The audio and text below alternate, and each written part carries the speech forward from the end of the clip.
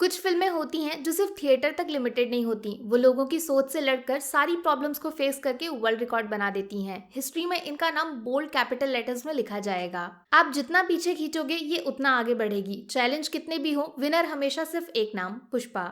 देखो, पार्ट 1 का टाइटल था पुष्पा द राइज। जिसने फिल्म देखी वो समझ गया होगा कि ये सिर्फ पुष्पा की जर्नी दिखाती है, फ्रॉम मामूली सा नौकर टू पूरे शहर का मालिक। लेकिन अब क्या, फिल्म का सेकंड पार्ट तो पहले ही अनाउंस हो चुका है। उसकी कहानी क्या होगी? जवाब एक छोटे से सवाल में छुपा हुआ है। पुष्पा हीरो है या विलन? सुनने में आसान लगता है, लेकिन ये पहेली काफी टेढ़ी मेढ़ी मुश्किल है और इसके अराउंड ही पुष्पा का सेकंड पार्ट लिखा जाएगा। फिल्म का टाइटल रखा गया है पुष्पा द रूल। मतलब फर्स्ट पार्ट में अल्लू अर्जुन सिर्फ राजा की गद्दी तक पहुंचे हैं, अभी उस पर बैठना बाकी है और बैठ के पूरी दुनिया को चलाना बाकी है।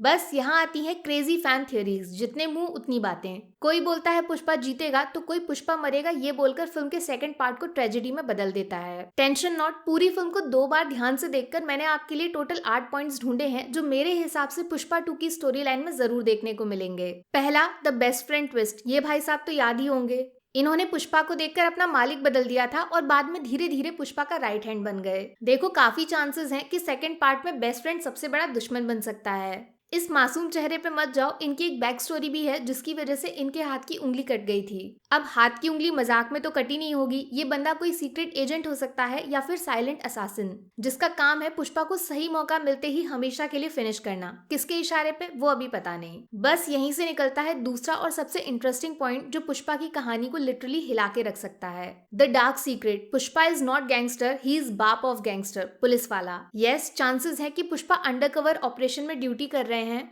और इनका टारगेट है सैंडलवुड स्मगलिंग गैंग को जड़ से खत्म करना। वो कैसे होगा? सबसे बेस्ट उनमें से एक बनने का नाटक कर लो। पहले श्रीनु और कोंडा रेड्डी को एक दूसरे से अलग करवाया, बाद में दोनों गैंग के इंपॉर्टेंट मेंबर्स को जान से भी मरवा दिया। धीरे धीरे स्मगलर्स की गिनती 0 हो जाएगी। ये इसलिए भी काफी पॉसिबल है क्योंकि पुष्पा खुद इन लोगों से मिलता है, वो भी अचानक से, कोई पास्ट कनेक्शन नहीं, कुछ नहीं। और स्मगलिंग का माल पुलिस से बचा के एक शहर से दूसरे शहर ले जाने के चालाक तरीके खुद पुलिस से ज्यादा बढ़िया और कौन जानता होगा। मतलब दाल में कुछ तो काला है मेरे दोस्त। तीसरा, द जापान कनेक्शन। फिल्म की शुरुआत में एक एनिमेशन प्ले होता है जिसमें पुष्पा की कहानी रिवर्स में सुनाई जाती है। ये कहानी की शुरुआत नहीं, क्लाइमैक्स है। एग्जैक्ट डायलॉग ये था, याद आया कुछ? एक गिटार जो जापान में मिलता है, जो काफी महंगा है और लाल चंदन की लकड़ी से बनाया जाता है, और इस लकड़ी को इंडिया से बाहर ले जाने का काम करते हैं अपने पुष्पा भाऊ। मतलब सेकंड पार्ट में पुष्पा की कहानी नेशनल नहीं बल्कि इंटरनेशनल जाने वाली है। इसका हिंट भी दिया गया है जब पुष्पा चेन्नई में माल मुर्गन को डायरेक्ट बेचने जाता है। यहाँ मुर्गन का फेस तो रिवील किया गया, लेकिन मुर्गन का बॉस कौन है वो नहीं दिखाया गया। एक आदमी छतरी के नीचे मुंह छुपा के खड़ा दिखाया जाता है बस।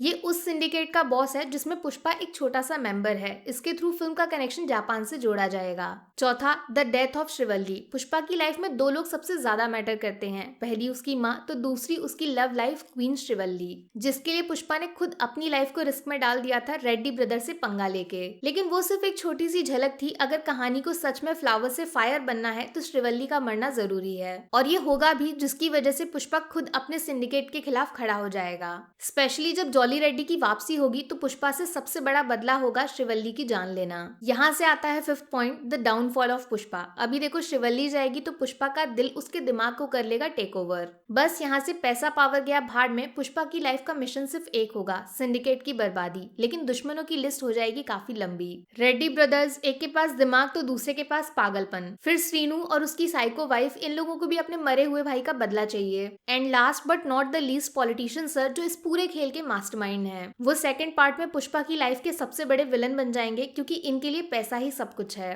अब इन सब से तो पुष्पा लड़ भी लेता और आसानी से जीत भी जाता अगर कहानी में 6 पॉइंट की एंट्री ना होती जो पुष्पा की जिंदगी को नर्क बना देगा। शेखावत द IPS सर जी को भूल तो नहीं गए आप? सिर्फ 15 मिनट में पूरे 2 घंटे की फिल्म को डोमिनेट कर दिया था इन्होंने। लेकिन क्लाइमेक्स में पुष्पा के हाथों बेइज्जती ने इनका पूरा मजाक बना दिया।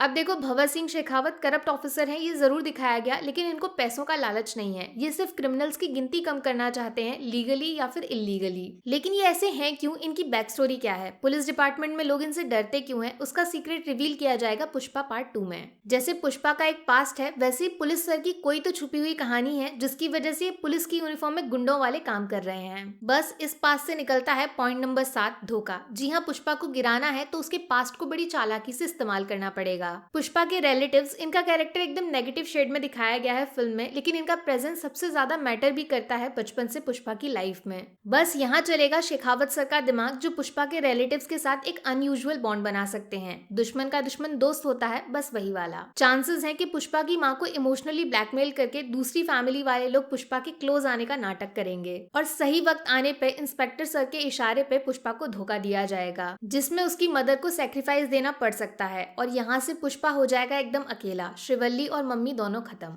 बस यहाँ शुरुआत होगी फाइनली पॉइंट नंबर 8 की, पुष्पा द रिवेंज। फिल्म का सबसे मशहूर डायलॉग है, झुकेगा नहीं। पार्ट 2 के क्लाइमेक्स में पुष्पा के पास होंगे 2 क्लियर ऑप्शंस। पहला, पुलिस एंड दुश्मन के सामने सरेंडर, चुपचाप क्राइम की दुनिया छोड़कर जेल के पीछे चले जाओ, जान तो बच जाएगी। या फिर फेस ऑफ, खतरनाक वाला डू और डाई टाइप का। लेकिन सबसे बड़ा रिस्क ये कि सामने सारे दुश्मन बन जाएंगे दोस्त और पुष्पा भैया एकदम अकेले। इनके तो दोस्त भी दुश्मन बन सकते हैं। Pushpa versus police plus power plus politics, इसका एंड रिजल्ट क्या होगा उसका आइडिया हमें दिया गया था डीएसपी गोविंद अप्पा की छुपी हुई वार्निंग में। सब कुछ खत्म हो जाएगा, सब कुछ बर्बाद, गलत काम करोगे तो एंड में मरोगे। अब देखो, पुलिस वर्सेस क्रिमिनल की लड़ाई में आप क्रिमिनल को पावरफुल दिखा सकते हो, लेकिन विनर बिल्कुल नहीं बना सकते। सोशल मैसेज पे बात आ जाती है, इसीलिए पुष्पा का हारना जरूरी है। इस वाले पॉइंट को क्लाइमेक्स तक कैसे ले जाना है वो ड्यूटी मैं आप पे छोड़ रही हूँ। कोई रास्ता ढूंढ सकते हो जिससे पुष्पा जिंदा बच जाए और सामने वाले सारे हार जाएं, तो नीचे लिख दो कमेंट्स में। या फिर अगर आप भी हार्ट ब्रेक से डर रहे हैं और पुष्पा का रूल उसके साथ हमेशा हमेशा के लिए परमानेंट खत्म हो जाएगा, ये वाली फीलिंग आ रही है, तो कमेंट्स में अपना दुख बांट सकते हो। बाकी वीडियो में कुछ पसंद आया हो या फिर कुछ शिकायत करनी हो तो मैं आपको इंस्टाग्राम पे भी मिल जाऊंगी, वरना थोड़ा सा इंतजार करिए, मिलूंगी आपसे अगले वीडियो में। Take care, bye bye.